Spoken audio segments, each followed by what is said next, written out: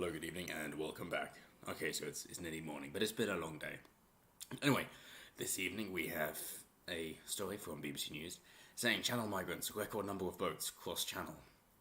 And I'm sure you know that the more popular way is to get on board trucks as they cross the Channel Tunnel. And that's why you have the Calais Jungle, and that was a nightmare a year ago. In fact, well, it's been that way for a few years now, really.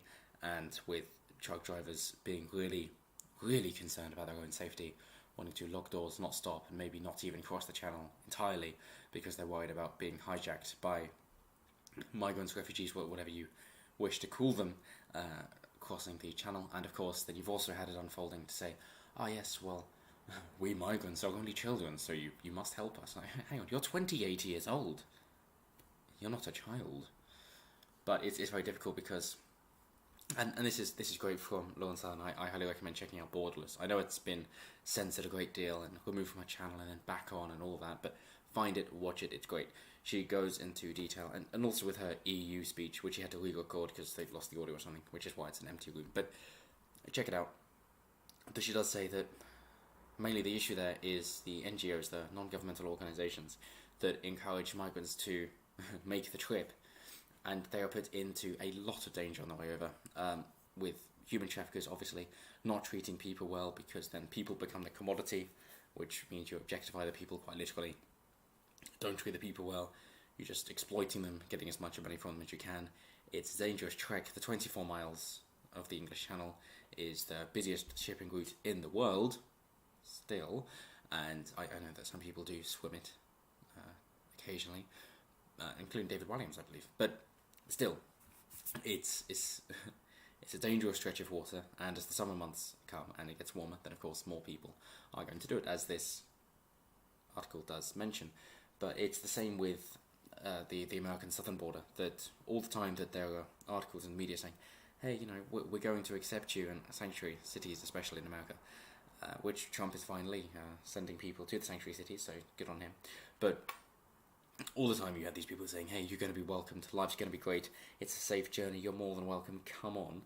Then people are going to come across and say, hey, well, this was one of the worst mistakes I've ever made. Why on earth did I do this? I wish I had never done it. And of course, people drown on the way over. If you do what Australia did, and continues to do when it needs to, but it doesn't really anymore, that when they have boats coming over to Australia, they just turn them back, they tow them and say, no, you've got to get in line like everybody else.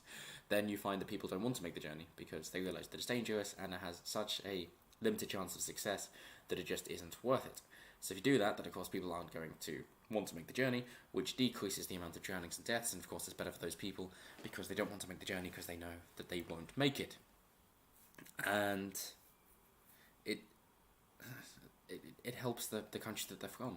I saw, I believe it was a TED talk a little while ago that said, well, if you've got a load of people in a huge country and you've got all their best and brightest leaving that country, whatever small country like the UK they're going to, we cannot handle them, and we're doing more harm than good to that country by taking their best and brightest and whoever else wishes to come along, because of course it's the outgoing people that are going to leave the country to try and find a better life, and that's exactly the kind of people you need. They're the risk takers, they're the entrepreneurs, they're innovators, and then you leave that country distraught and decrepit, and the country they're going to hasn't got enough structural integrity in order to maintain that amount of people. 300,000 people a year is far too many.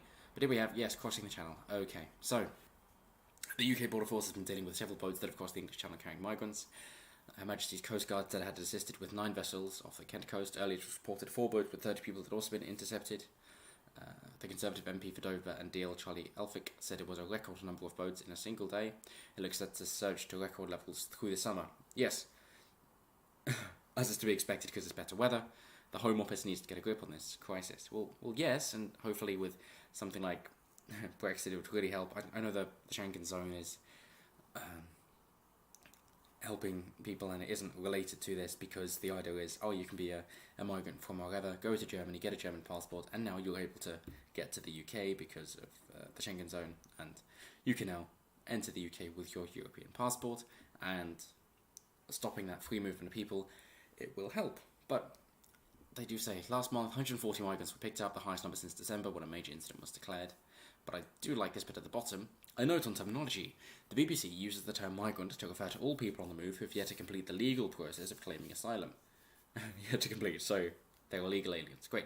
This group includes people from war-torn countries. Okay, fair enough. In which case, according to the UN, they should go to the nearest non-hostile country. Nearest, not the UK. I mean, which warring countries are we bordering?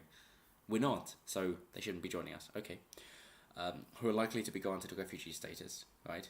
So not us, as well as people who are seeking jobs and better lives, whose governments are likely to rule out economic migrants. So anyone.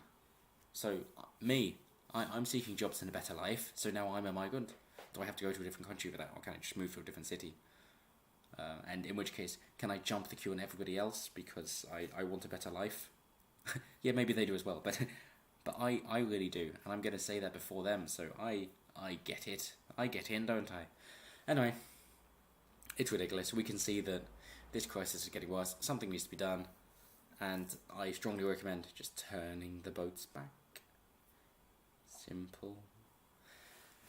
But anyway, that's it for now. So have a lovely day, because it's nearly 4 o'clock in the morning. So Godspeed. Have a lovely day. Like, share, comment, subscribe, all that good stuff. Let me know if you've got a better solution, if you think I'm wrong, and I will see you next time.